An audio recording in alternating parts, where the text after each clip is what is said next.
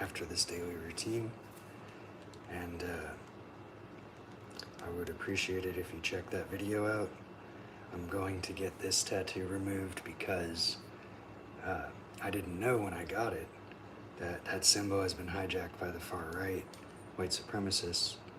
So I'm going to start the process of getting it removed today. And I would appreciate it if anybody seeing this would help me out getting that done. Now we're going to clean up the room and get started. You're a victim! So I mentioned in my youth liberation video that I wanted to discuss the concept of the mask in more depth. You don't have to watch that video to understand this one, but you should watch it anyway.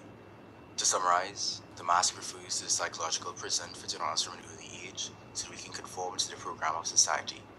I didn't come up with the mask, by the way. Ashanti Alston did. He was a former Black Panther who reflected on the strengths and weaknesses of their strategy and ideology while in prison, before eventually developing Black anarchism.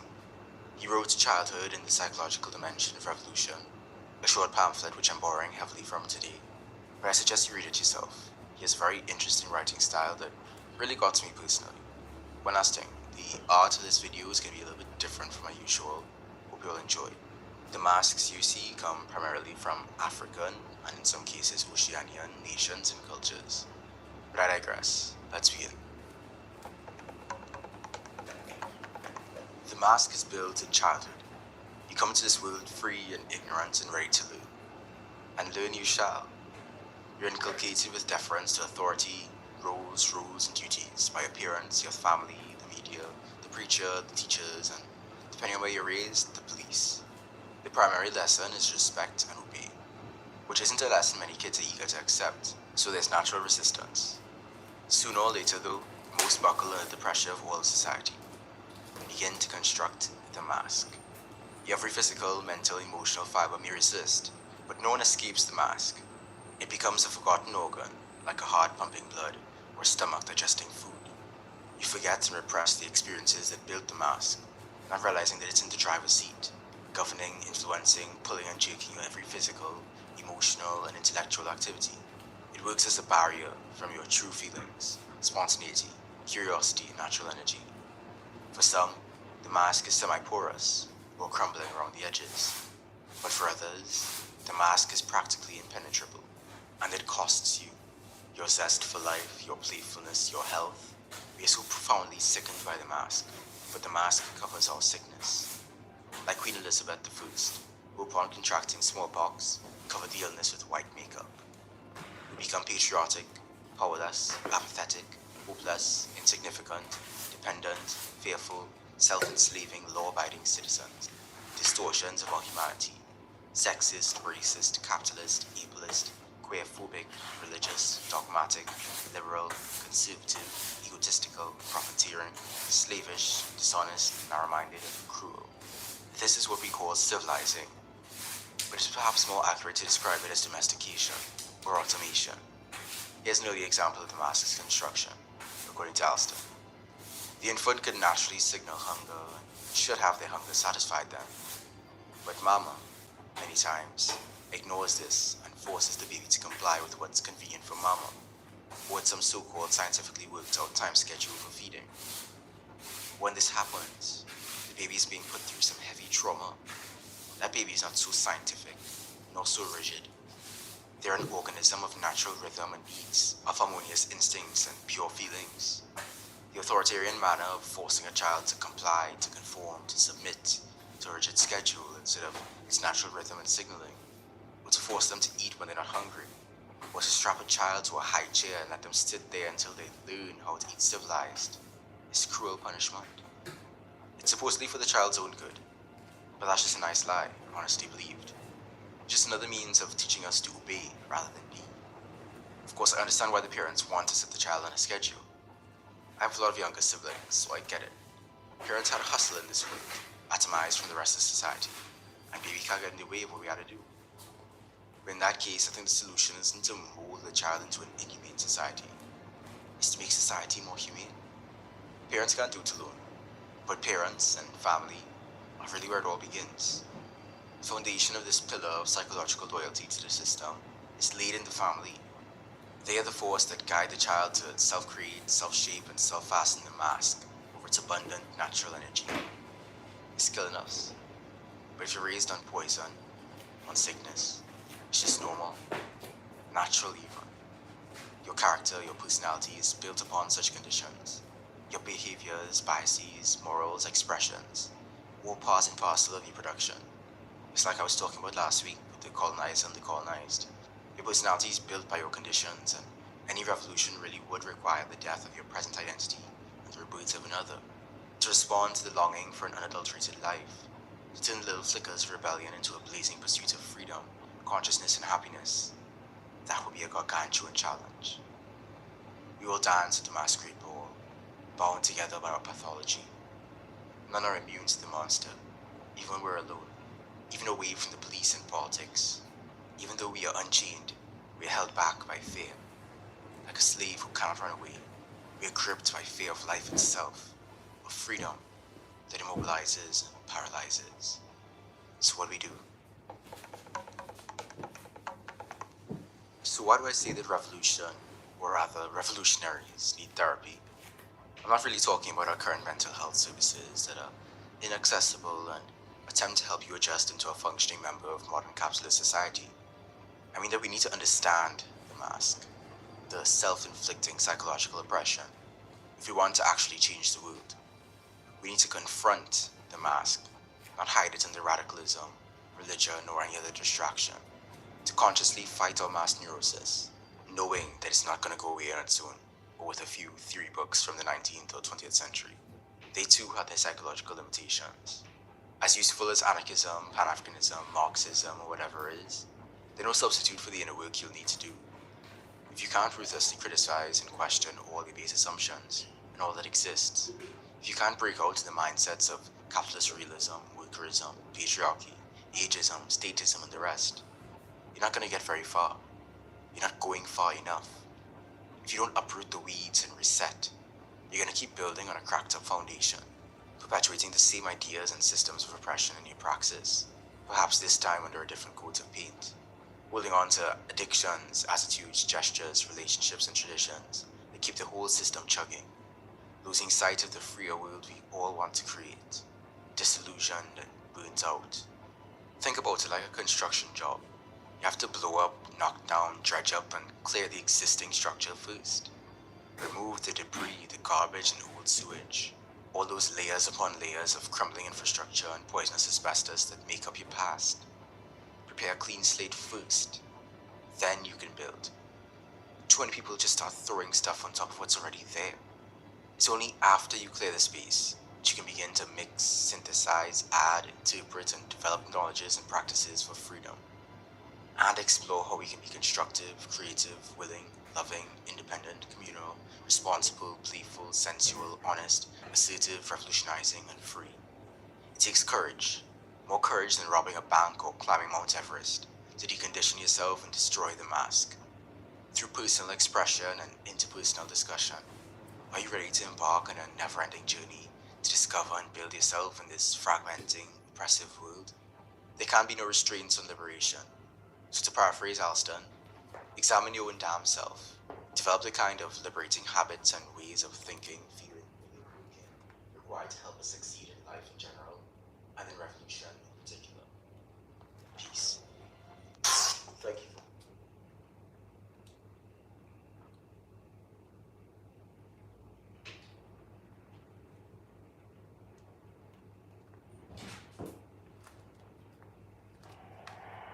Did you do that?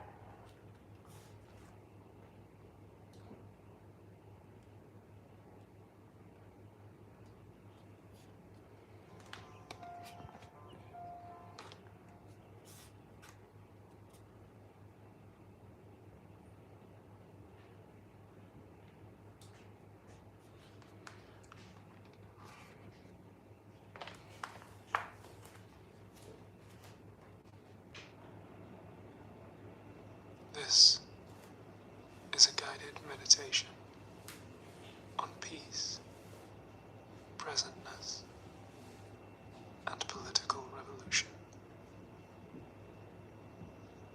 Find a place where you can sit comfortably, perhaps resting your hands on your knees. You may wish to sit on the floor with your legs crossed. Or, if you're not too tired, you may like to lie down on your back. Whatever position suits you. Make sure that your chest is open, and you may wish to allow your eyes to gently close, or find a point in the room where you can rest your focus. Begin by noticing your breathing. Feel your chest rising and falling, your belly expanding in and out. You don't have to change the way you breathe, just becoming aware of it. In and out.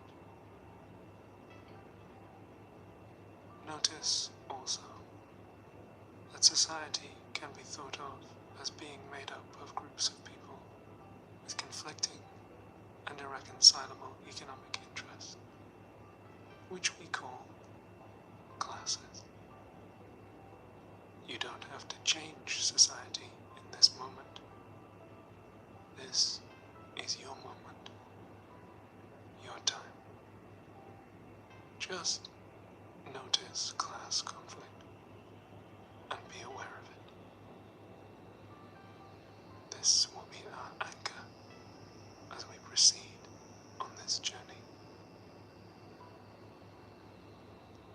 And now, let's take 3 deep, relaxing breaths.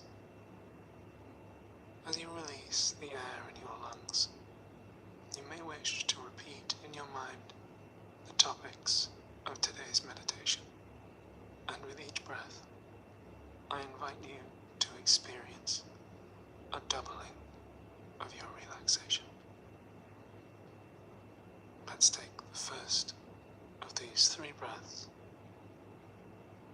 Now, breathing in, peace, and out. Very good.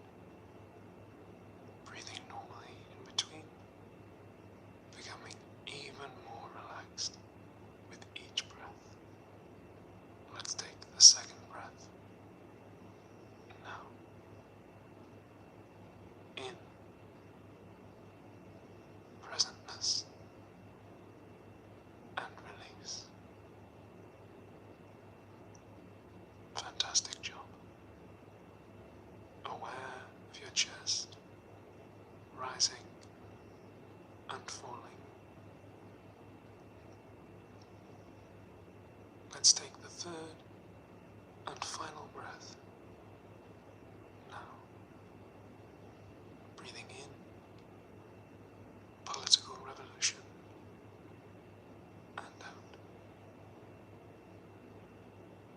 Well done. Don't worry if your breathing doesn't match the sound of my voice. It is all good, and it is all okay. Just becoming even more aware of breath, and beginning slowly to relax. As we breathed those 3 relaxing breaths, you may have noticed a slight tingling sensation spreading from the top of your head down through your shoulders, arms, chest, right out the tips of your toes. This sensation is available to you throughout this meditation, whenever you desire. Don't be distressed or upset if you become distracted by thoughts or sounds in the room. Just keep coming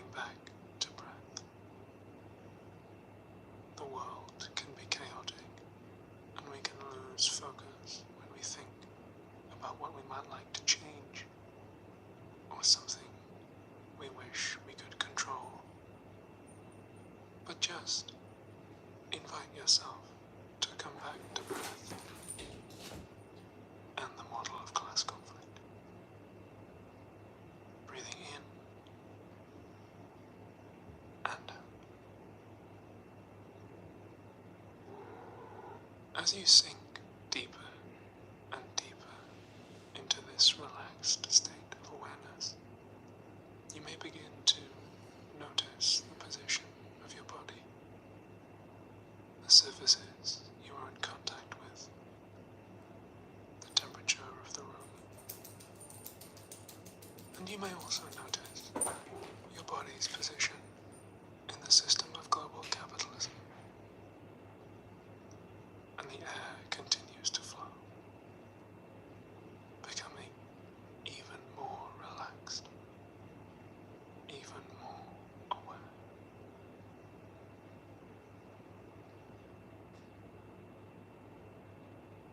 Now, in this relaxed state, we are ready to consider the revolution.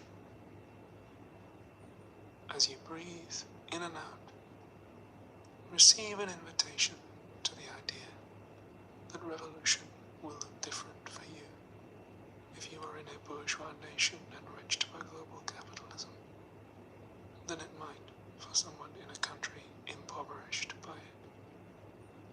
Returning always to breath and class conflict.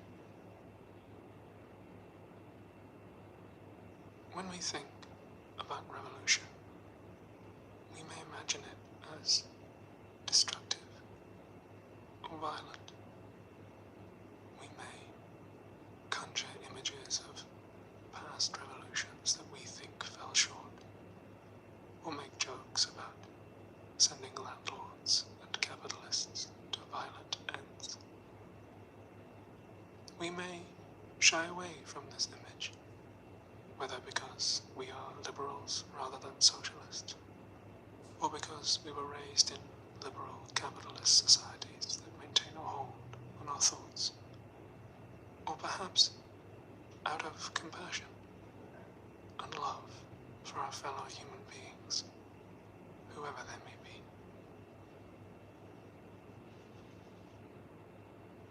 Whatever the reason, we may desire to avoid revolution, but simply agitate for reform within capitalist society while maintaining its comforts. But although revolution means a break with the old ways of doing things, it need not be fundamentally destructive, but instead an act of creation. It may be scary or painful, like bringing a new child into the world, but it is the birthing of a new way of life, rather than the gradual managing of decay and bargaining with entropy that liberal democracy has become. This is not to say that we cannot learn from our mistakes or come to an understanding of history. Simply that, in considering the revolution, we want our focus to be on the present and not our anxieties about the past. Do not judge yourself if you have doubts. Simply observe them and let them go.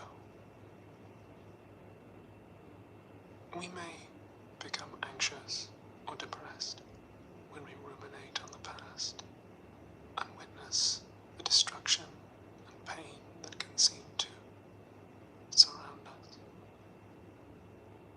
We can be upset by the wickedness of others and wonder how it is that human beings can have done so many awful things to each other or the planet. Conversely, we may rejoice at small changes that we have managed to win in the past, through elections and trade unions in the struggle for a fairer world. But the past is not real and exists only in our memories, in the present, where breath and class conflict remain, and where we want our focus to be. Breathing in, peace, and out. Each breath deepening your relaxation and your awareness.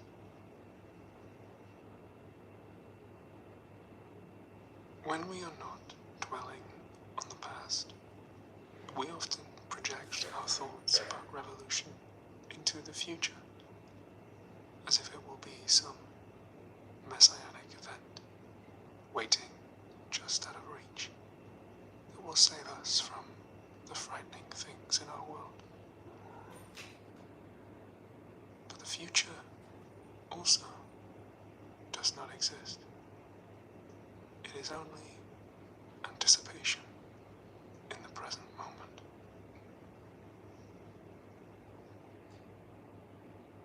When we think of the revolution as a specific event, like an armed uprising that will take place in the future, we can become concerned about whether our actions take us closer to our idea of that event or farther away. We may become fixated on the purity of our vision, focusing only on the ideal, classless future, and neglecting other forms of oppression that others struggle against in the here and now.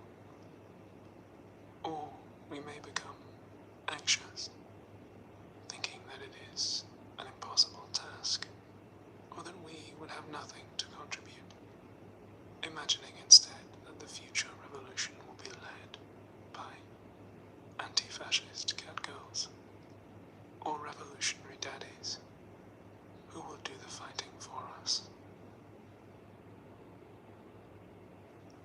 This can turn us against each other, or make us doubt ourselves, wondering whether what we or those around us are doing is truly revolutionary or merely reform.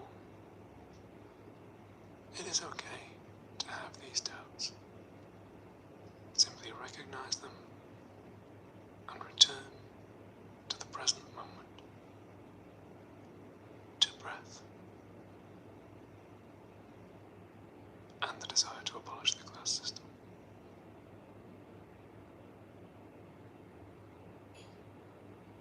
By noticing and letting go of doubts, and not judging ourselves or others for having them, we become prepared to take and wield power in the present, to neither retreat into ruminating on how we have been hurt in the past by the current political system, nor project our desire for change onto imaginary future heroes,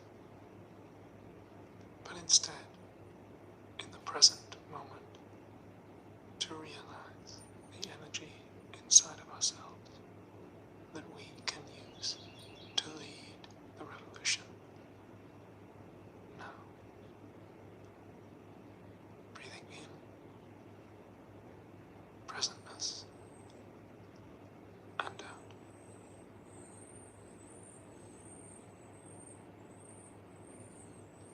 When we look at the revolution either as a distant project of the future or the redemption of the past, we often imagine it as a moral crusade, springing from the best impulses of our hearts, and someday bringing about a lasting justice.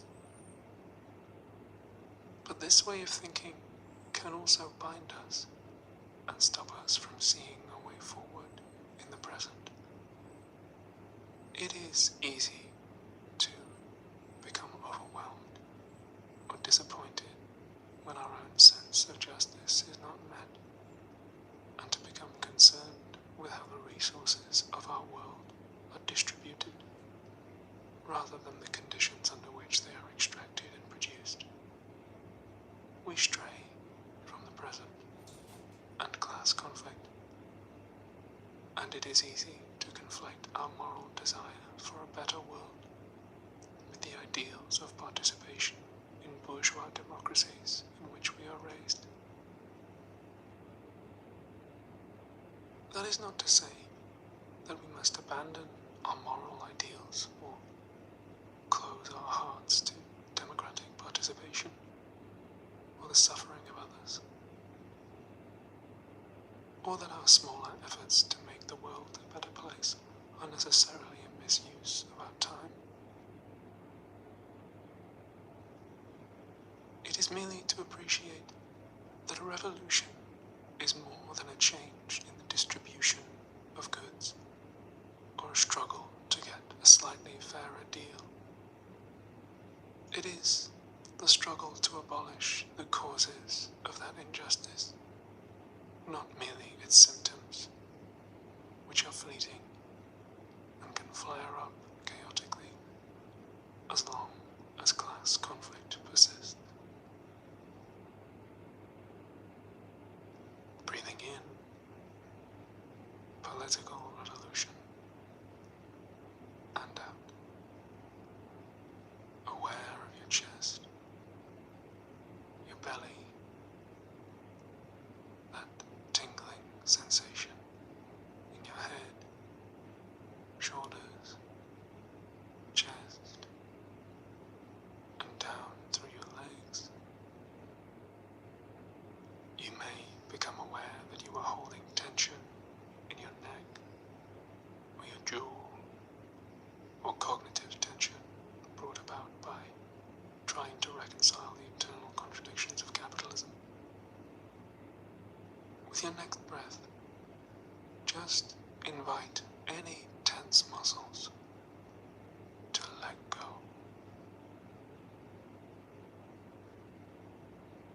In a moment, we will count backwards from 5 and gradually return to our normal awareness.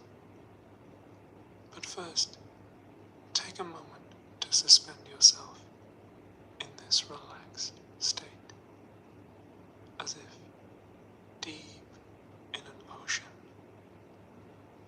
The waves sway overhead, but you are still and calm.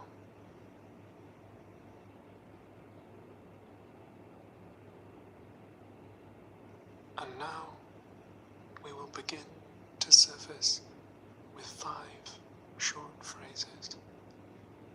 You may wish to repeat them in your mind or out loud, whatever is best for you. Beginning with 5. I am aware of my breath.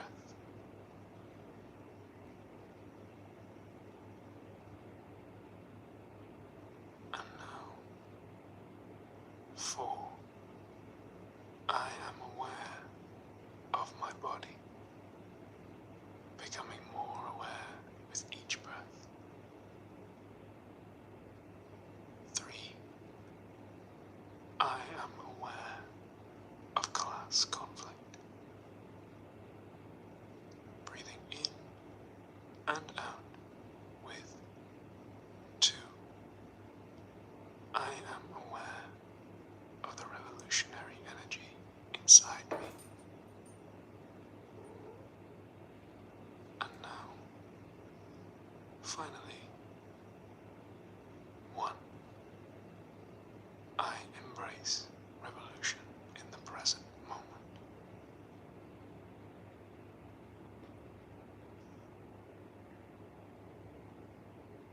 Fantastic job. If you wish, you can stay in this relaxed state for as long as you desire. Or you may wish to continue your day renewed with this energy. Just remember allow your awareness to always return to breath and the present moment, and the desire to approach the class system.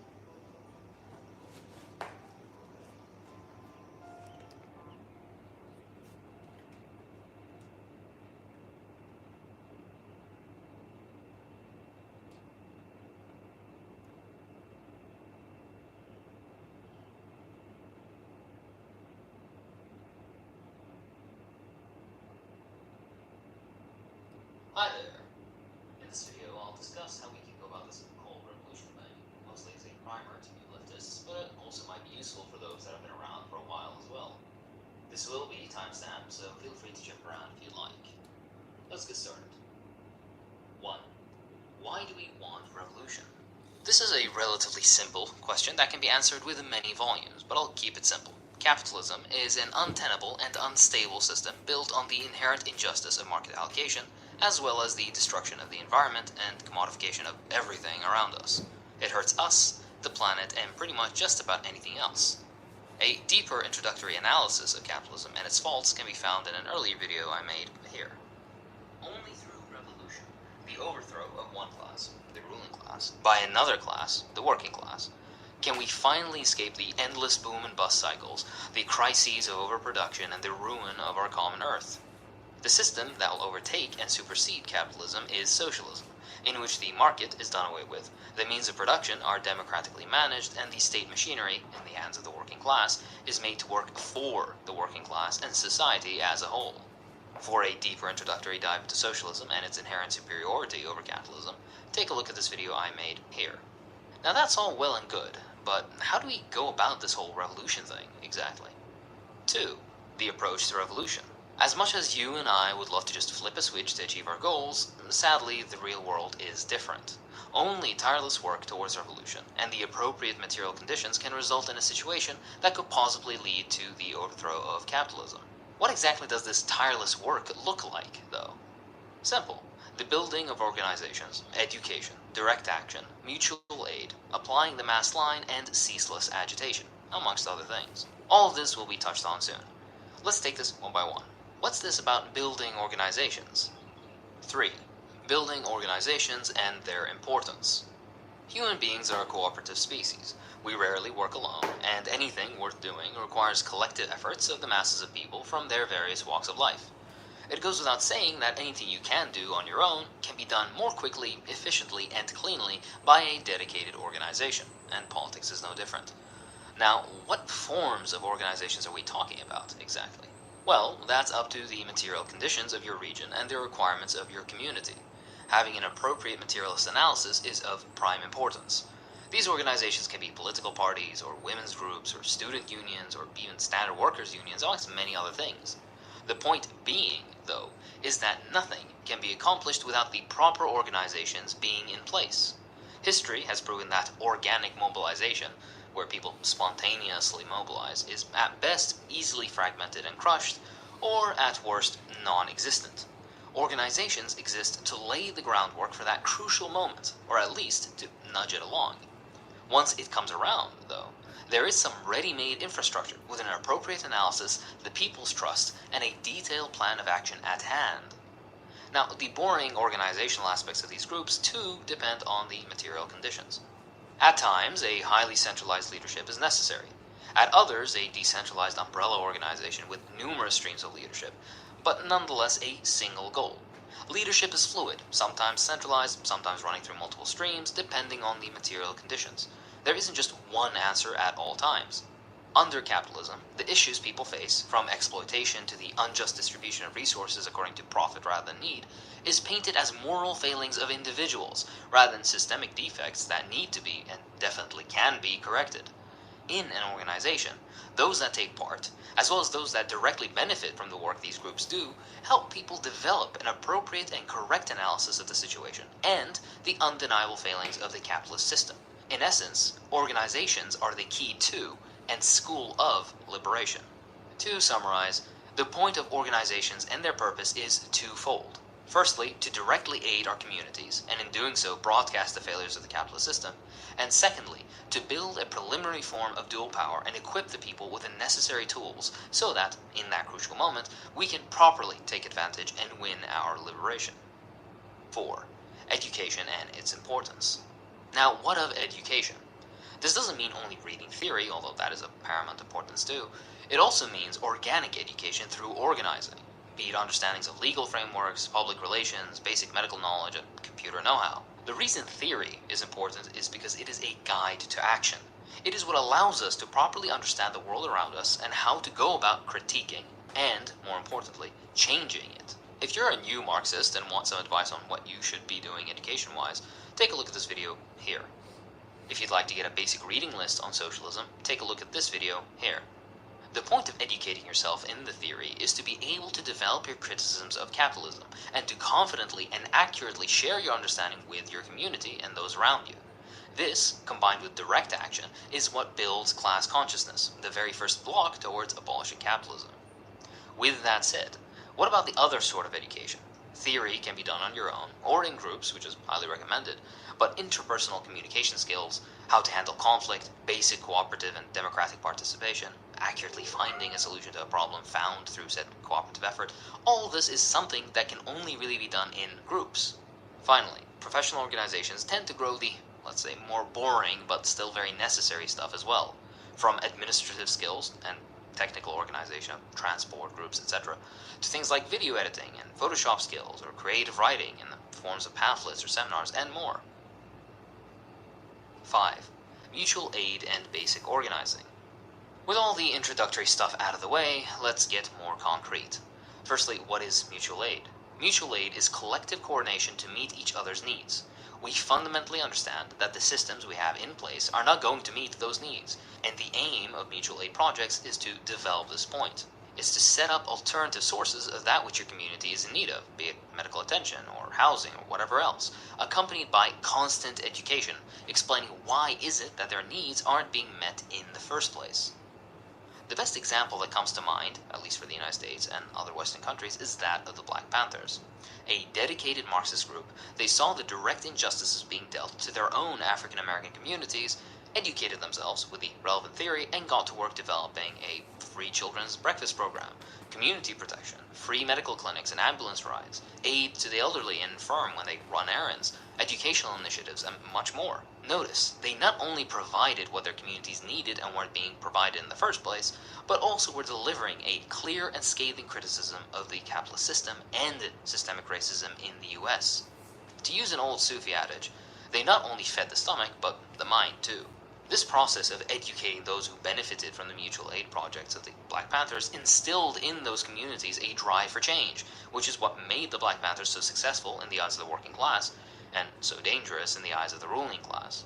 On a side note, the police, being the radiantly positive organization that it is, broke into the church storing the food for the Black Panther free breakfast program and destroyed it, mostly by urinating and stepping on it, just in case you ever doubted whose side they're on. We need to make something abundantly clear. Mutual aid is not charity. In times of crisis, the ruling class pushes very safe, sanitized, and fairly ineffective organizations revolving around charity, in which the decisions on what is needed, how much, where, and to whom are completely disconnected from the people who are most affected by them. These institutions aren't intended to get at the root cause of whatever the issue is, be it poverty or homelessness or drug abuse or whatever else. Instead, it's designed as a pretty PR game for the rich and influential to beautify themselves and their ever so generous philanthropy, without ever even attempting to correct the issue at hand. It's symptomatic treatment, not a cure, and it's intended to make humane a system that is inherently inhumane. Side note, the question of security is very important, but sadly can't be discussed at the present time. Some quick points are community defense, community patrolling, basic security knowledge, both armed and unarmed methods of self-defense, first aid, and legal knowledge. You should keep all this in mind, and the internet is your best friend. 6. The pitfalls of organizing. This topic deserves a video of its own, really, but there's no harm in briefly touching on it here. One of the main pitfalls is lifestyleism. Capitalism commodifies everything, and in today's world, even being woke, a performative demonstration of how in tune you are with an understanding of systemic bias against race, or sex, or class, or gender, exists as something right next to your favorite type of music. The liberation of us, the vast majority of humanity, isn't something to add onto a Twitter bio and that's that. The necessary serious follow-up on those convictions is required. Otherwise, it's a stale and impotent opinion that dies as soon as it's invoked. Another common pitfall is one of a lack of focus, rigid, unquestionable hierarchies, and secrecy within the organization. In some cases, the material conditions of the moment demand secrecy. Important addresses or the starting point of some revolutionary action of some kind are relevant examples. Indirect community organizing in a non-revolutionary moment, though, is not only counterproductive but also harmful. Decision-making should be inclusive, clear, sympathetic, and open to suggestion or influence from the relevant community you're working in. There shouldn't be any central group or clique that's undemocratically chosen, which decides how everything works and will be organized. Not only does this set this one group out for burnout, but also directly harms our aims by dividing the organization into an us and them, tearing the core and essentially factionalizing or otherwise dissolving the organization in the process. A related point is paternalism, elitism, overpromising, and under-delivering. These organizations are educational institutions for those activists that take part, and the people are the professors. You're not graciously descending from the heavens to help them. You're building a mutually beneficial and cooperative movement aimed at growing the impetus for the abolishment of capitalism. The overpromising and under-delivering part is self-explanatory, and why proper accounting with checks and balances being in place are of paramount importance. Transparency with group finances, democratic participation, and how best these funds should be used, with clear communication along all lines can prevent potentially disastrous outcomes. Equally, the opposite is also an issue. Being too tight-fisted with funds or resources and having a scarcity mindset, be it in money or time or labor or whatever else, can inhibit the positive influence of the organization, cultivating a cold and very pragmatic approach that distances us from the community that we're trying to reach in the first place. This is why I highlighted those more boring aspects earlier, such as legal knowledge and administrative practice. Many of these common issues can be corrected through solid accounting and transparency. This is only a small section, and there are many more we can talk about, but we can move on to the next point for now. 7. The co-option of progressive movements. The ruling class cares very little for the daily suffering of those underneath them, normally. I say normally because this balance is disrupted when a crisis occurs. Systems break down and are either out completely or in the process of being put back together. This exacerbates the daily inequalities and pulls the curtain back, so to speak. It is our job to expose these injustices and couple them with an appropriate analysis so that the temporary flare of people's anger and sense to contribute isn't lost after things calm down again. The ruling class hates crises not only because they expose setting inequalities, but also because they disrupt the status quo of surplus extraction and profit-making, causing them to push the capitalist state to smooth all of this out as soon as possible so that normal can return. Most of all, it shows that the things you want and fight for, things like public transport, or healthcare, rent freezes or reductions, freezes on loan payments, with student loans being the most famous example that comes to mind, and much more are definitely possible. Before the crisis, they tell you they're not. During the crisis, all of a sudden the government rolls out temporary forms of the very things they told you were impossible. The current pandemic is an excellent example of this, with eviction moratoriums, increased unemployment benefits and income support, free public transit, suspensions of student loan payments, and more. This is in no way all-encompassing or even adequate, but it shows that it is possible, given the right sort of impulse. Mutual aid, direct organizing, and a proper political program can build that impulse. Keep in mind, though, successful growing movements face two responses from the powers that be. Either they are mercilessly harassed until they are crushed, like the Black Panthers were, or the government and corporations and the media catches on and tries to extend a friendly gesture, let's call it. They try to bring them into a sanitized fold, framing them as heroic volunteers helping impoverished communities, and slowly, bit by bit, making them part of the system, in tandem with charities and ineffective and defunded government programs and corporate initiatives. Eventually, these politicians and philanthropists begin associating and even attempting to direct such groups, with results that you may expect. Remember, the reason these organizations exist is to show the failures of capitalism, to advocate for the abolishing of capitalism, and to build dual power in preparation of such an event. The aid that is extended in cooperation with various communities is to show that not only is a new world possible, but also why we want a new world, how we can achieve it, and how we can do it on our own terms as a class. We should never lose sight of our fundamental end goal. In times of crisis, we win concessions, but these are only as strong and lasting as the mobilizations that made them necessary. The only true change that can be maintained is by revolution. For a deeper dive into the pitfalls of solely reformism, check out this video I made here. 8. Concrete steps. What can we do immediately? This may sound a little silly, but talk. Talk to your family, your friends, your coworkers. Work within your community and bring together like-minded people. Join existing organizations if they're around, aid in currently existing mutual aid groups, and try to get involved in the organizing activity. Try to bring forth a simple to understand yet sharp criticism of capitalism. This is where the importance of educating yourself shines. You don't even need to mention socialism at first. It's enough to sow the seeds of doubt, and to subsequently follow up when your community or those around you are more ready. Always relate your criticism of capitalism to people's direct issues. Lack of employment and healthcare, infrastructure, even very specific material issues people face. Always properly analyze them and turn them into a quick, concise, and appreciated bit of knowledge to share about the failings of the current government and the capitalist system. The most fundamental point is to always be kind, patient, sympathetic, and non-combative. It doesn't matter how good your arguments sound, or how much your organization has helped, if people feel you're arrogant, stubborn, inattentive, or just plain rude. A smile, a brisk, empathetic discussion, and an appreciation of others' perspectives, even if they're wrong, goes much farther than the debate bro facts and logic approach. Be kind, patient, and discuss with empathy. That's how we get people on our side. If you do your job right and convey the message appropriately, there's no way they'll reject you, as the things we want are directly in their and our interests. Now, suppose you have a bunch of people together. You're motivated, dedicated, educated, and ready to help. What's the next step? Your best bet is to start small. After your attempts at forming a basic political program, you'll need to find out what exactly is needed by your community. How exactly do you find this out, though? 9. Democratic centralism and the mass line. The correct questions need to be asked. How are correct ideas reached? How do we know we are actually meeting the needs of our communities? What steps should be taken to reach a correct analysis and a solid political program? All of these questions are answered by the Chinese revolutionary experience and their application of the mass line. What is the mass line, though? Let's quote Mao and see what he has to say. All correct leadership is necessarily from the masses to the masses. This means take the ideas of the masses, scattered and unsystematic ideas, and concentrate them. Through study, turn them into concentrated and systematic ideas. Then go to the masses and propagate and explain these ideas until the masses embrace them as their own, hold fast to them, and translate them into action, and test the correctness of these ideas in such action. Then, once again, concentrate ideas from the masses, and once again go to the masses so that the ideas are persevered in and carried through.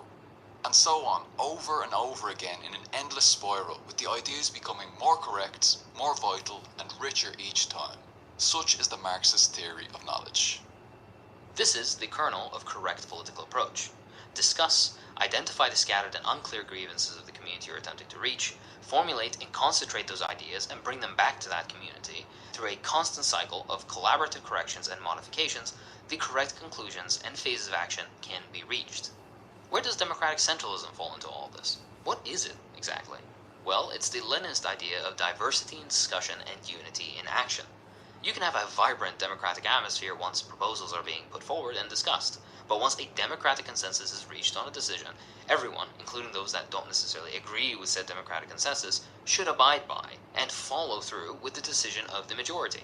In this way, we can ensure that our efforts are targeted, full-bodied, and successful. Otherwise, we leave room for fragmentation, factionalism, and a castration of the main push of the organization.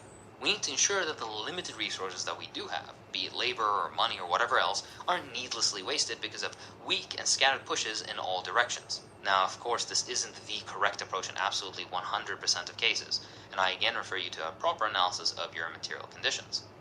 10. The role of the individual. It's always good to remember that different people have different capacities. Some can be background figures, while others foreground.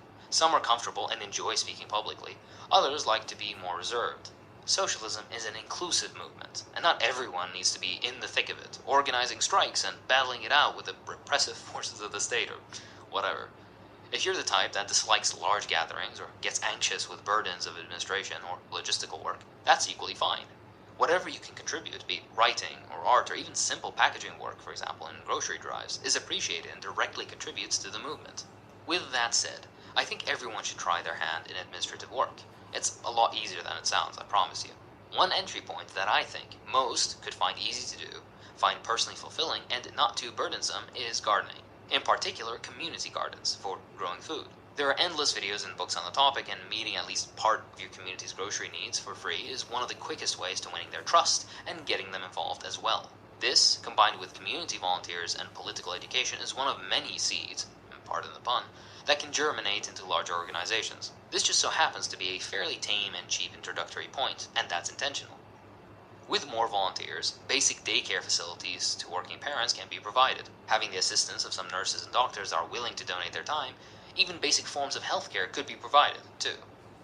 With sufficient growth, you can even expand to developing collective housing units. I'm not saying luxury condos, but something small you can provide to the homeless in your area. I'm not sure about you, but where I'm from, concrete, beams, and piping material is very cheap. If that's not possible, then take a look at whatever cheap rundown or abandoned structure in your area you can get a hold of, refurbish it, and turn it into housing. Hold on, why the sudden jump to rudimentary housing, you ask? Well, the question of the lumpen proletariat cannot be ignored. In the US, the homeless are the largest subsection of America's lumpen proletariat. For example, unemployed and stripped of their humanity, under capitalism they're just cast aside to rot, essentially.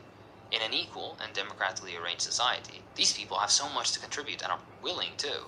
Knowing this, they can be one of the greatest sources of revolutionary commitment when the time comes. These community gardens, basic housing blocks, organizational tasks, etc. are all avenues for reincorporating them into your community. Not only would working with them restore their dignity, but would also give a form of productive employment to people who are more than willing to contribute if given the chance. This isn't pity or self-serving charity.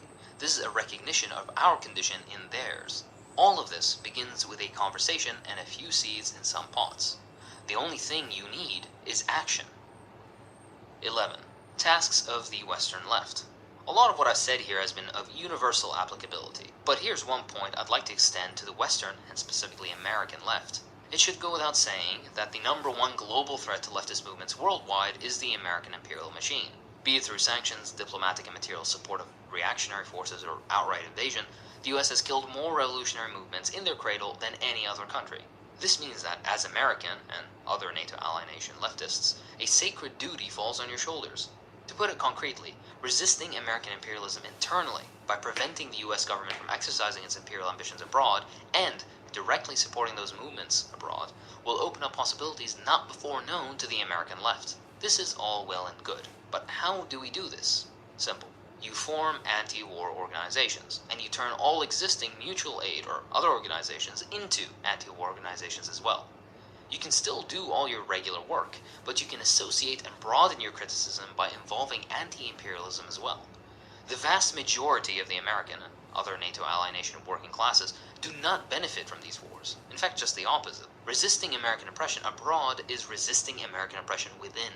When it comes to educating your fellow countrymen on this, you have to remember that many may have the perspective of liberals, a worldview that is thoroughly centered on the "a few bad apples" analysis. They seem to be unable of grasping that some institutions are simply made to perpetuate and reproduce what we want to morally condemn, be it police violence, or military atrocities, or economic practices under capitalism. Not because they're evil, but because it serves certain class interests and maintains the status quo, or raises profits. Moralism plays no part here. That doesn't mean appealing to the liberals' moral sense is useless, though. In my opinion, it's a great first step. Towards that point, I can recommend two works, Killing Hope by William Blum and The Triumph of Evil by Austin Murphy. Read these two works, discuss them with your communities, and share that knowledge. Work towards changing the perception of the US military, and US foreign policy, and US action worldwide. I get that must be very difficult in such a highly militarized country, but your work now, if successful, will save countless lives down the road. Related actions can be educating yourself and others on movements abroad, raising money and materiel for them, whatever they require or advertise through their above-ground organizations, like in, for example, the Philippines, protesting US actions against them, and even sabotage if the movement within your country is mature enough. The Black Panthers directly supported countless movements abroad and in turn got support as well. Conclusion. This may have been an unnecessarily long video, but I hope it helps give at least a general picture of our approach.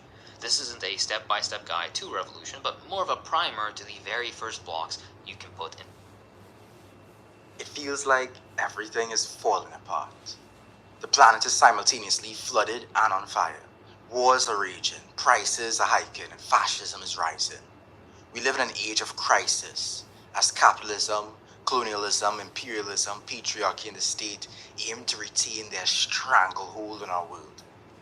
My generation faces a future of profound uncertainty, as the basic means of subsistence, especially food and shelter, are becoming increasingly inaccessible to the vast majority of us. Movements of various political flavors have arisen in response to these conditions, but the machine seems to continue unperturbed. For those of us who haven't completely given up on the fate of the world, we're looking for ways to change our trajectory. We want to know what we can do to help. Our situation, of course, calls for real change. It calls for more than just resistance. It calls for revolution, social revolution. What anarchists propose for a complete transformation of our society, economy, culture, philosophy, technology, relationships, and politics. Of course, that would be illegal. So while our situation may call for it, I cannot. As we all know, legality is what determines morality. However, if we're operating in the world of fiction, we can explore the practical components of social revolution. If our characters are facing apocalyptic collapse in their lifetimes and they're seeking real change, the answer is social revolution. Now, people have a habit of conflating revolution with insurrection or coup d'etats. A lot of works of fiction make this mistake, seemingly drawn from the flashy imagery of the storming of Bastille during the French Revolution, and that has become the image of revolution in popular culture. A final climactic showdown between the masses and the foot soldiers of empire. The smell of smoke and gunpowder in the air, the roar of a bloodthirsty crowd, the burning sensation of tear gas overcoming one's senses. Eventually, success comes with the replacement of one set of rulers with another. A lot of modern day wannabe socialist or even anarchist revolutionaries still hold to this misconception of what a revolution entails. The way they talk about revolution as some distant future event with a clear before and after betrays that kind of mentality. It's practically millenarian, as though they're waiting for the second coming of Karl Marx to bestow the capital R revolution upon the masses. But if you're trying to write a realistic anarchist social revolution in a fictional modern day setting, then as Alexander Berkman put it, you need a revolution that seeks to alter the whole character of society. In case you didn't know, anarchism is a political philosophy and movement based in opposition to all forms of hierarchical control and promotion of a society within which individuals can freely cooperate together as equals. The social revolution that anarchists seek requires people transforming society and transforming themselves in the process. It is not a sudden flipping of the switch, but a gradual change in people's powers, drives, and consciousness. Social revolution is an ongoing process, not a singular event. Social revolution is heterogeneous and dynamic, not religiously uniform. It may be punctuated by major ruptures and advances, but it requires a range of tactics informed by a variety of strategies built upon an array of short-term and long-term goals. It starts here and now. It has already begun, developing people's nation's anarchic tendencies. A social revolution takes years of social struggle, breaking down all forms of oppression and creating new ways of living. In a phrase, a social revolution requires revolutionaries that both oppose and propose. This is a hopefully comprehensive guide to what that looks like.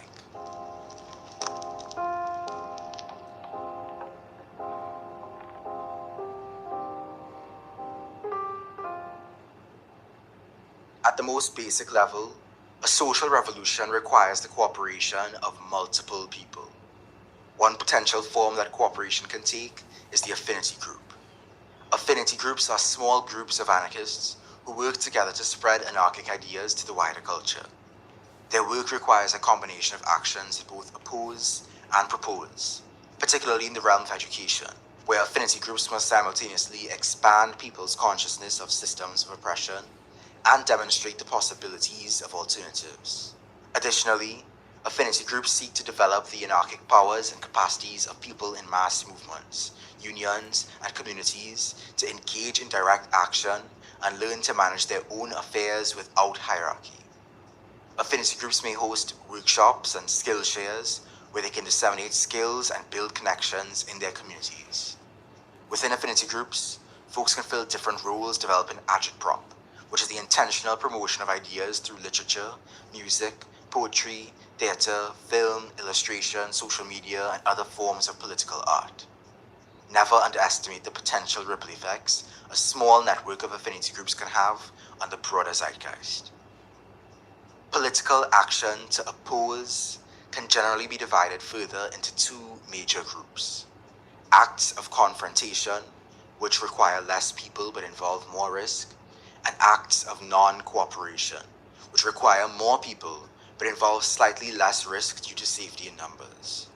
Technically speaking, acts of non-cooperation could fall under acts of confrontation and vice versa, but don't get tired, they're imperfect categories.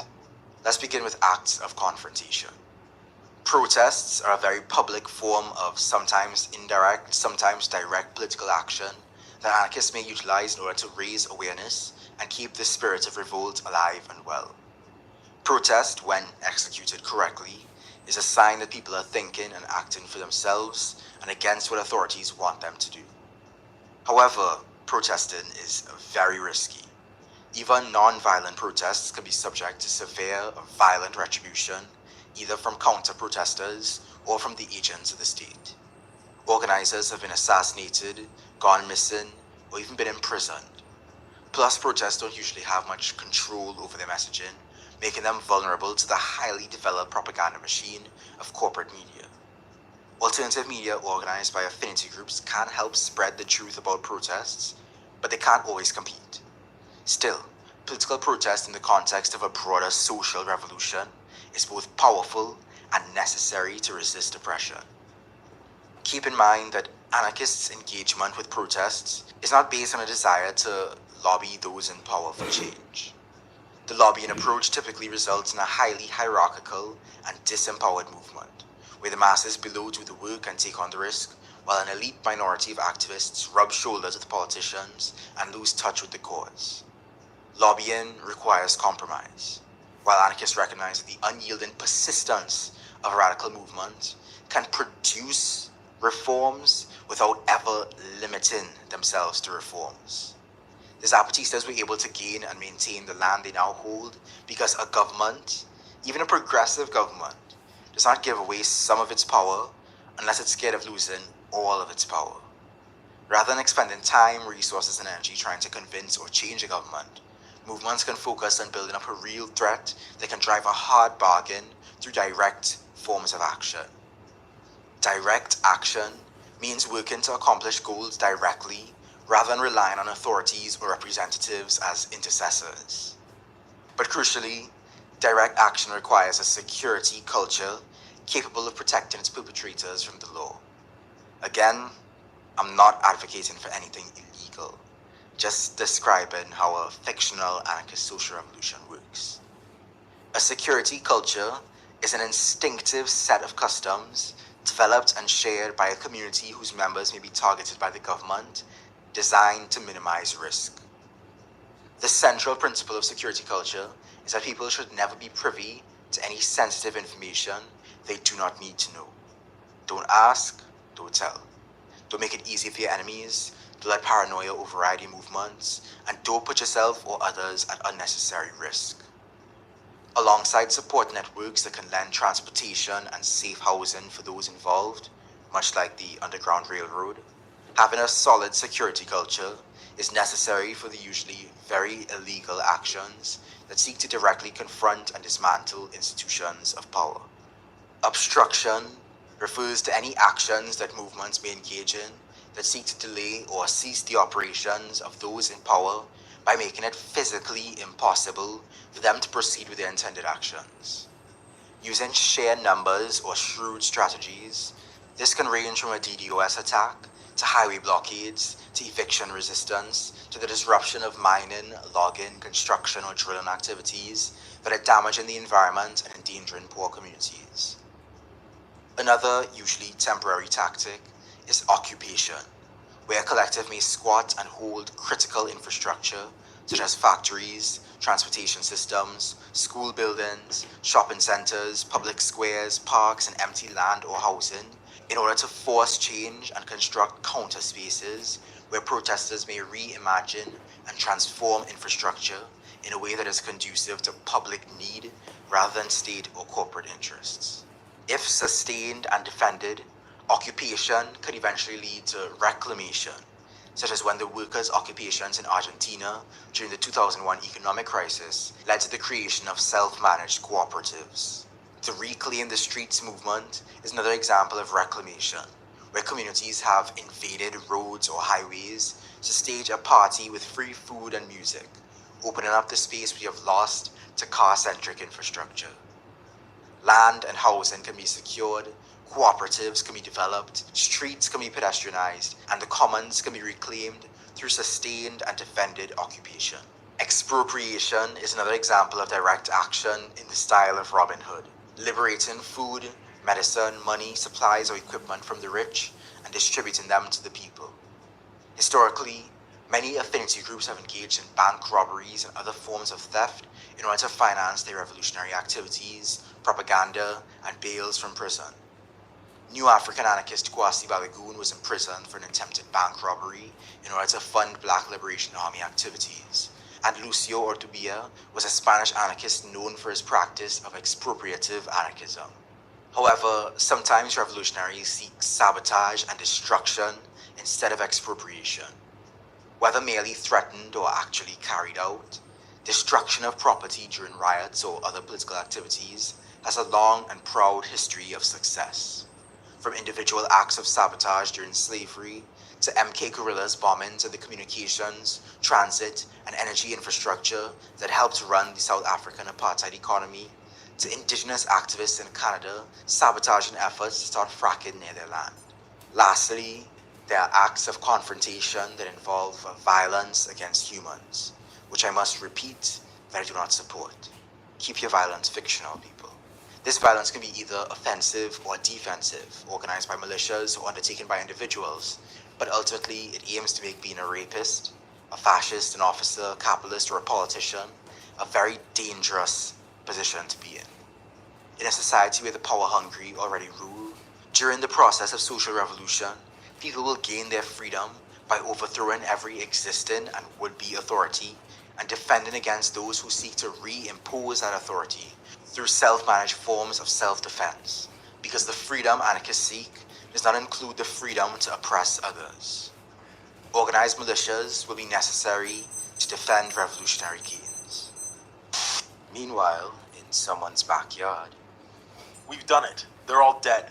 Finally, we freed ourselves from the tyranny of the grasshoppers. Workers of the anthill unite. We have nothing to lose but our chains. They can exploit our labor no longer. Now we can build a better anthill without being bossed around by anybody. yes, let's build a better anthill. You over there, start gathering fruits for the stockpiles. And you two, bring that dead beetle we found a few days ago. But wait! Who died and made you the boss, Leonard? I thought we were going to run this anthill horizontally, the way we promised. I am no boss, comrade. I'm a worker ant, just like you. But you see, even though the dictatorship of the grasshoppers may be over, we still need a dictatorship of the worker ants in the transition to create ant communism. You should read State and Revolution. Don't worry, all ants are equal. Eventually, we won't be worker ants anymore. But I think we should... What are you, some kind of counter-revolutionary? Do you want the grasshoppers to come back? Stop wasting time. Go and gather food for the glorious People's Anthill. A few months later, at the People's Anthill. Can you give me a leg?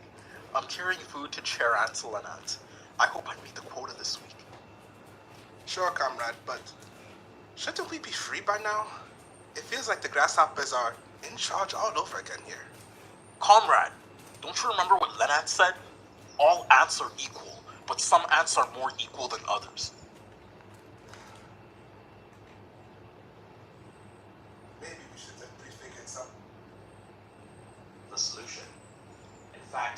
use our...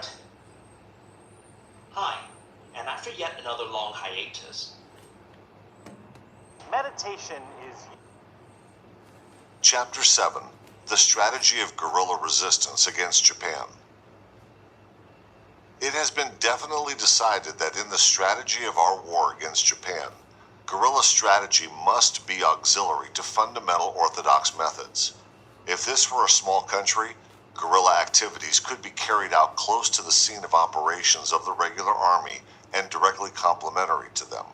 In such a case, there would be no question of guerrilla strategy as such, nor would the question arise if our country were as strong as Russia, for example, and able speedily to eject an invader.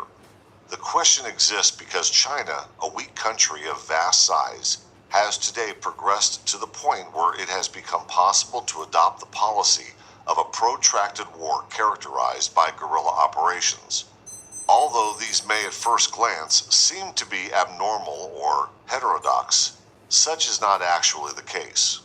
Because Japanese military power is inadequate, much of the territory her armies have overrun is without sufficient garrison troops. Under these circumstances, the primary functions of guerrillas are three. First, to conduct a war on exterior lines, that is, in the rear of the enemy. Second, to establish bases. And last, to extend the war areas. Thus, guerrilla participation in the war is not merely a matter of purely local guerrilla tactics, but involves strategical considerations. Such war, with its vast time and space factors, establishes a new military process, the focal point of which is China today. The Japanese are apparently attempting to recall a past that saw the Yuan extinguish the Sung and the Qing conquer the Ming, that witnessed the extension of the British Empire to North America and India, that saw the Latins overrun Central and South America. As far as China today is concerned, such dreams of conquest are fantastic and without reality. Today's China is better equipped than was the China of yesterday, and a new type of guerrilla hostilities is a part of that equipment. If our enemy fails to take these facts into consideration and makes too optimistic an estimate of the situation, he courts disaster. Though the strategy of guerrillas is inseparable from war strategy as a whole, the actual conduct of these hostilities differs from the conduct of orthodox operations. Each type of warfare has methods peculiar to itself, and methods suitable to regular warfare cannot be applied with success to the special situations that confront guerrillas. Before we treat the practical aspects of guerrilla war, it might be well to recall the fundamental axiom of combat on which all military action is based. This can be stated: conservation of one's own strength, destruction of enemy strength. A military policy based on this axiom is consonant with a national policy directed towards the building of a free and prosperous Chinese state and the destruction of Japanese imperialism. It is in furtherance of this policy that government applies its military strength.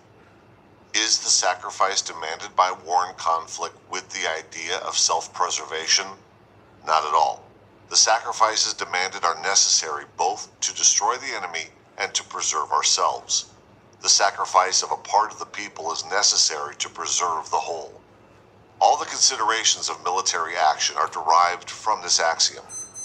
Its application is as apparent in all tactical and strategical conceptions as it is in the simple case of the soldier who shoots at his enemy from a covered position. All guerrilla units start from nothing and grow. What methods should we select to ensure the conservation and development of our own strength and the destruction of that of the enemy? The essential requirements are the six listed below. 1. Retention of the initiative, alertness, carefully planned tactical attacks in a war of strategical defense, tactical speed in a war strategically protracted, tactical operations on exterior lines in a war conducted strategically on interior lines. 2. Conduct of operations to complement those of the regular army. 3. The establishment of bases.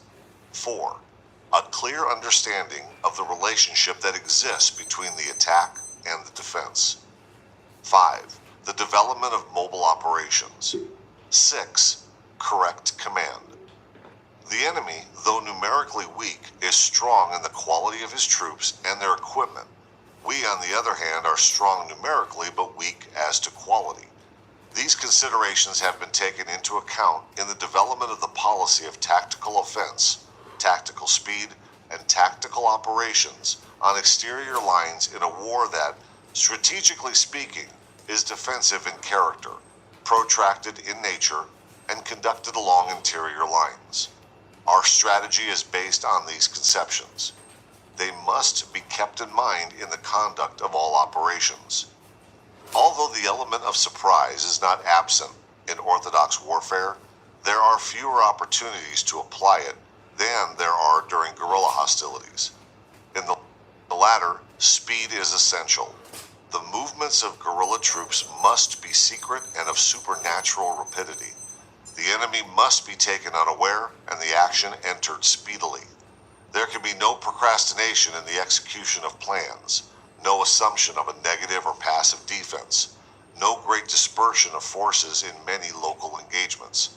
The basic method is the attack in a violent and deceptive form. While there may be cases where the attack will extend over a period of several days, if that length of time is necessary to annihilate an enemy group, it is more profitable to launch and push an attack with maximum speed. The tactics of defense have no place in the realm of guerrilla warfare. If a delaying action is necessary, such places as defiles, river crossings, and villages offer the most suitable conditions, for it is in such places that the enemy's arrangements may be disrupted and he may be annihilated. The enemy is much stronger than we are, and it is true that we can hinder, distract, disperse, and destroy him only if we disperse our own forces.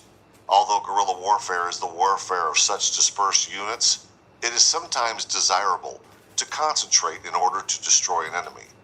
Thus, the principle of concentration of force against a relatively weaker enemy is applicable to guerrilla warfare. We can prolong this struggle and make of it a protracted war only by gaining positive and lightning-like tactical decisions, by employing our manpower in proper concentrations and dispersions, and by operating on exterior lines in order to surround and destroy our enemy. If we cannot surround whole armies, we can at least partially destroy them. If we cannot kill the Japanese, we can capture them. The total effect of many local successes will be to change the relative strengths of the opposing forces. The destruction of Japan's military power, combined with the international sympathy for China's cause and the revolutionary tendencies evident in Japan, will be sufficient to destroy Japanese imperialism. We will next discuss initiative, alertness, and the matter of careful planning. What is meant by initiative in warfare? In all battles and wars, a struggle to gain and retain the initiative goes on between the opposing sides, for it is the side that holds the initiative that has liberty of action.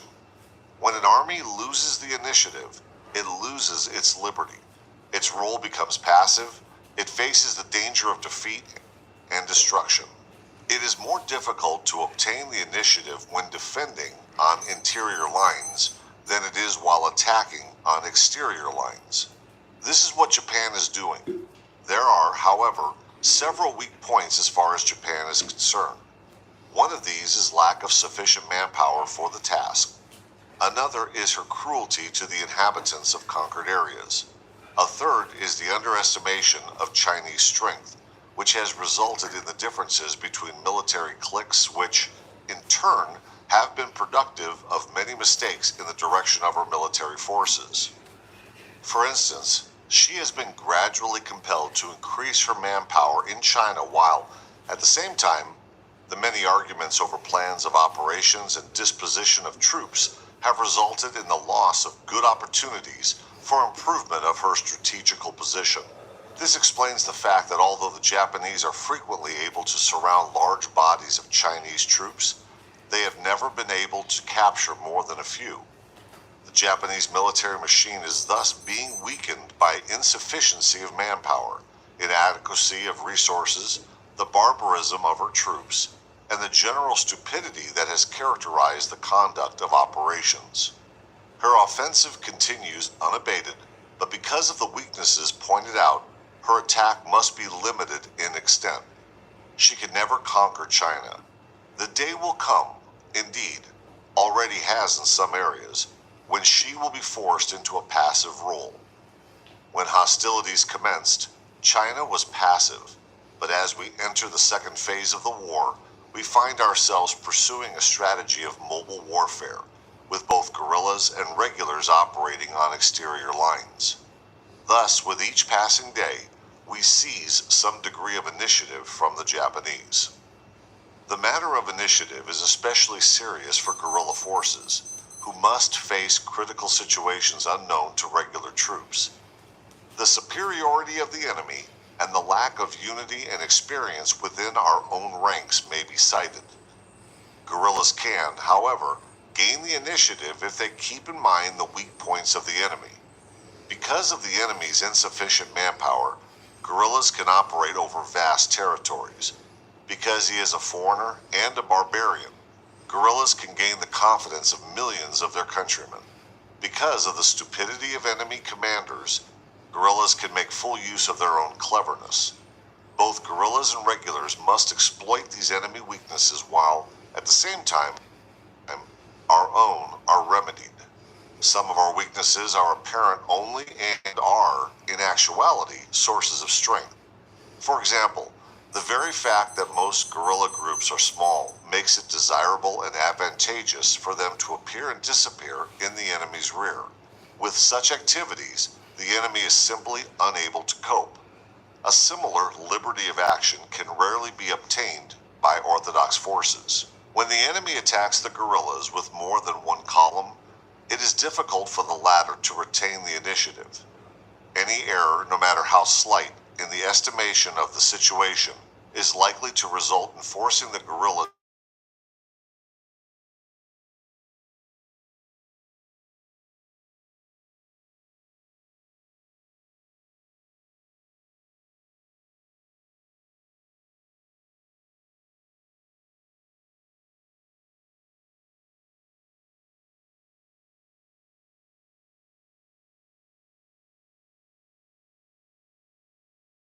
for this, as the method to be employed will, in every case, depend on the situation.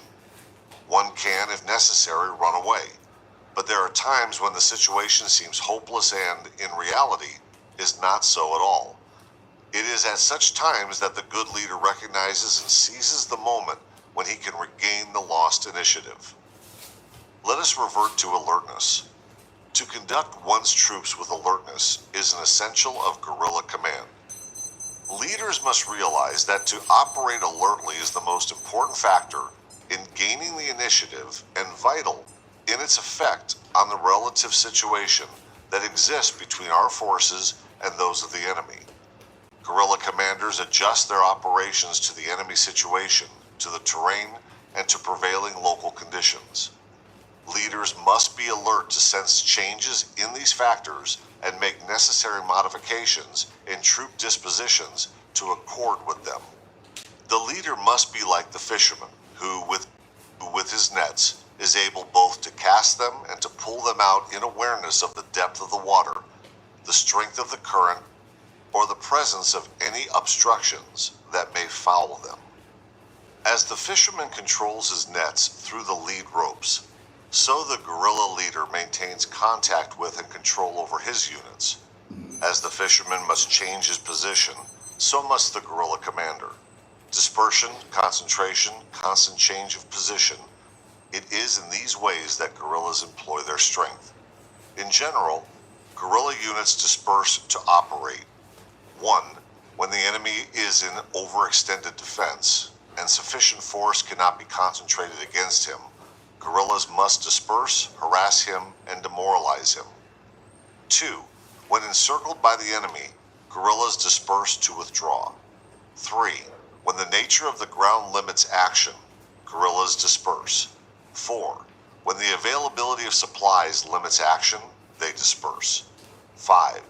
Guerrillas disperse in order to promote mass movements over a wide area. Regardless of the circumstances that prevail at the time of dispersal, caution must be exercised in certain matters. 1. A relatively large group should be retained as a central force. The remainder of the troops should not be divided into groups of absolutely equal size. In this way, the leader is in a position to deal with any circumstances that may arise. 2. Each dispersed unit should have clear and definite responsibilities. Orders should specify a place to which to proceed, the time of proceeding, and the place, time, and method of assembly. Guerrillas concentrate when the enemy is advancing upon them, and there is opportunity to fall upon him and destroy him. Concentration may be desirable when the enemy is on the defensive and guerrillas wish to destroy isolated detachments in particular localities. By the term concentrate, we do not mean the assembly of all manpower, but rather of only that necessary for the task. The remaining guerrillas are assigned missions of hindering and delaying the enemy, of destroying isolated groups, or of conducting mass propaganda. In addition to the dispersion and concentration of forces, the leader must understand what is termed alert shifting. When the enemy feels the danger of guerrillas, he will generally send troops out to attack them. The guerrillas must consider the situation and decide at what time and at what place they wish to fight. If they find that they cannot fight, they must immediately shift. Then the enemy may be destroyed piecemeal. For example, after a guerrilla group has destroyed an enemy detachment at one place, it may be shifted to another area to attack and destroy a second detachment. Sometimes it will not be profitable for a unit to become engaged in a certain area, and in that case, it must move immediately. When the situation is serious, the guerrillas must move with the fluidity of water and the ease of the blowing wind. Their tactics must deceive, tempt, and confuse the enemy. They must lead the enemy to believe that they will attack him from the east and north, and they must then strike him from the west and the south. They must strike, then rapidly disperse. They must move at night.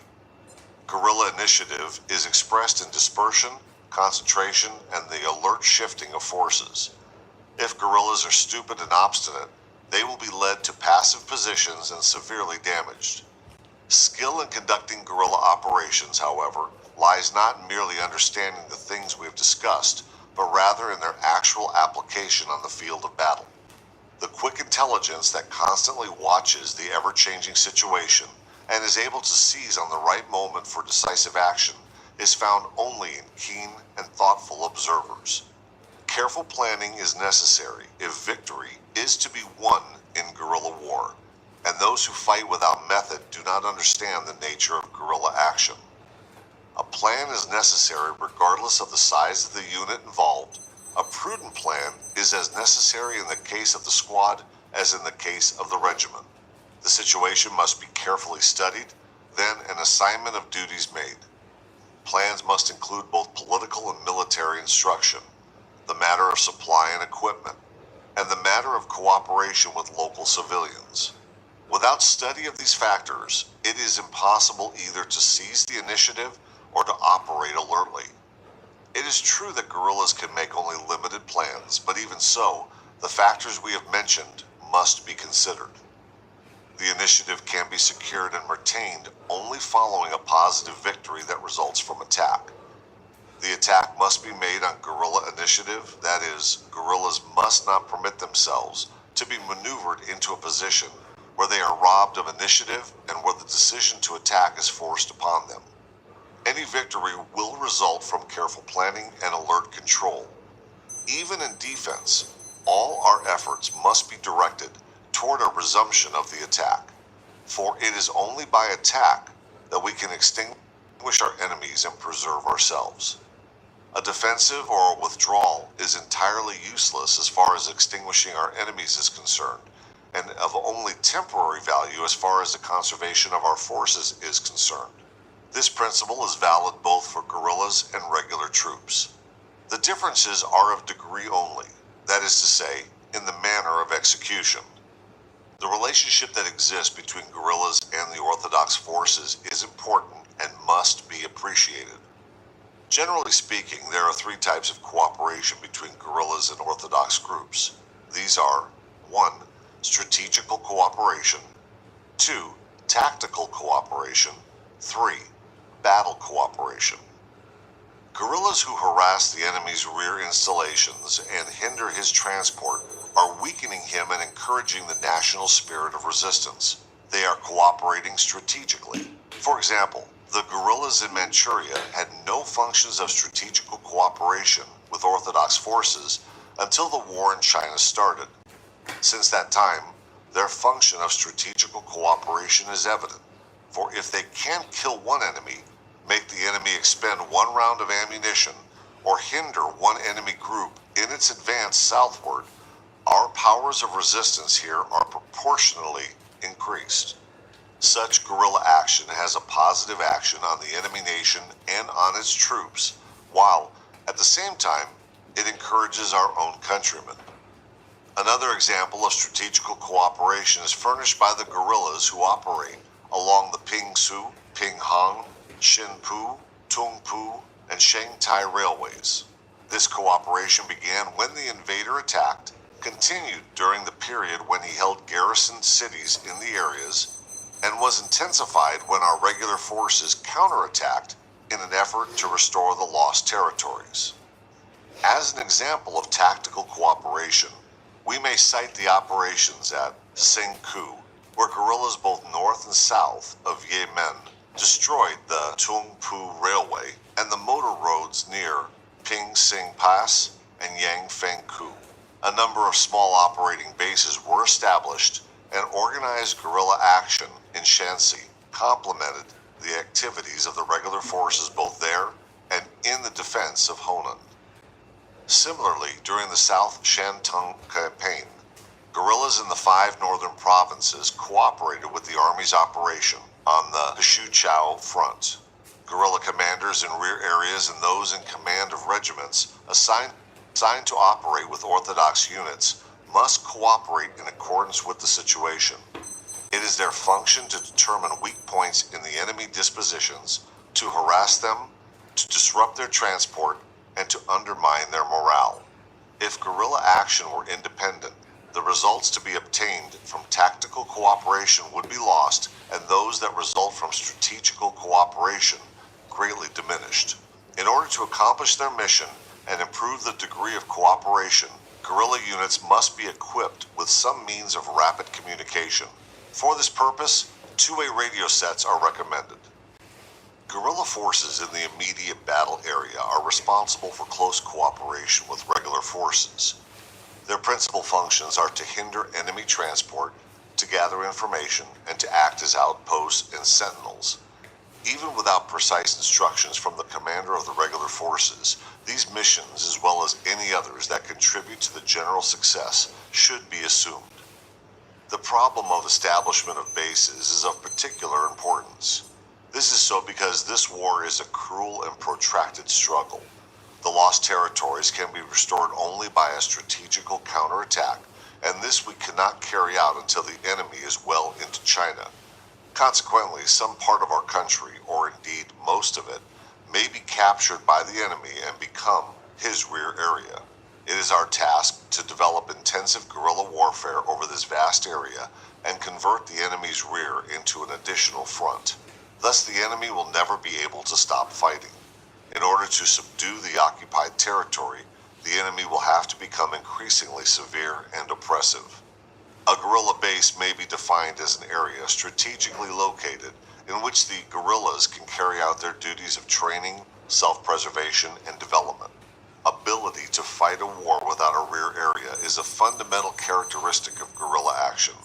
But this does not mean that guerrillas can exist and function over a long period of time without the development of base areas. History shows us many examples of peasant revolts that were unsuccessful, and it is fanciful to believe that such movements, characterized by banditry and brigandage, could succeed in this area of improved communications and military equipment.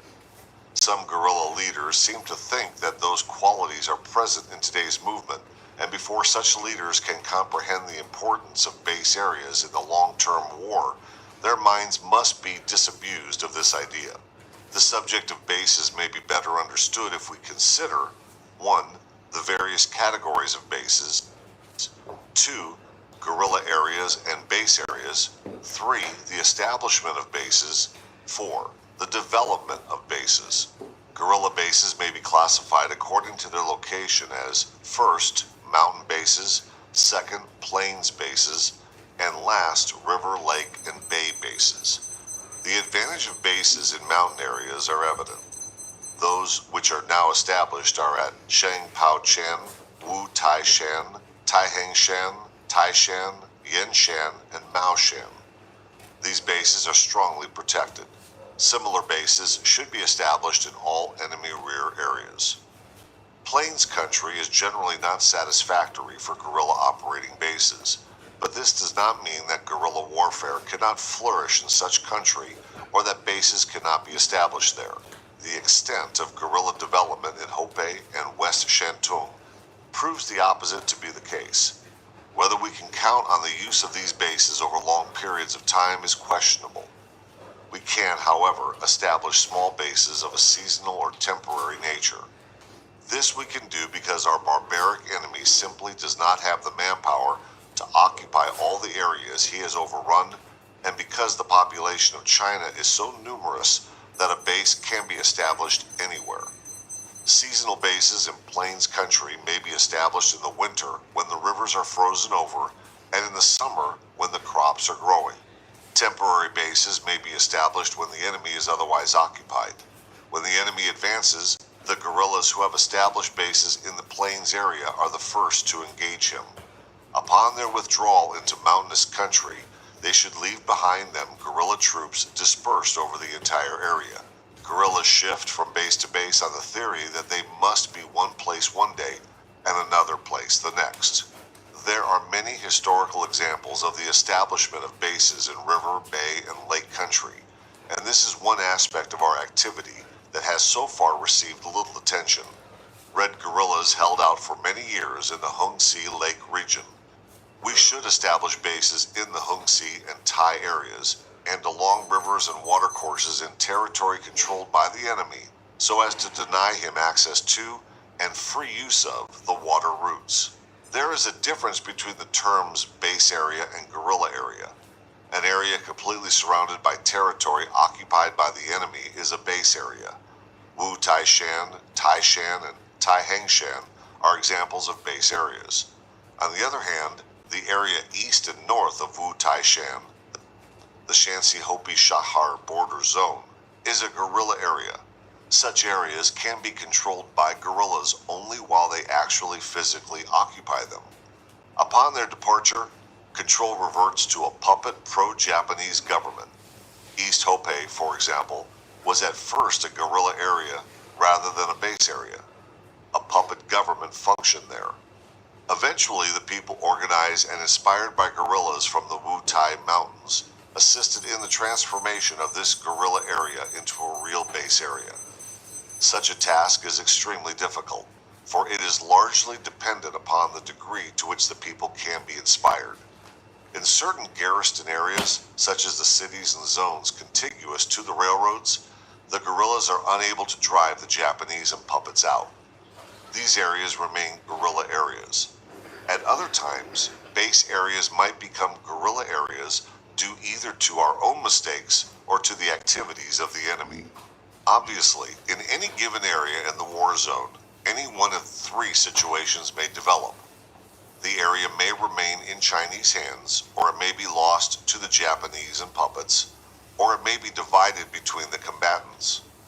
Guerrilla leaders should endeavor to see that either the first or the last of these situations is assured.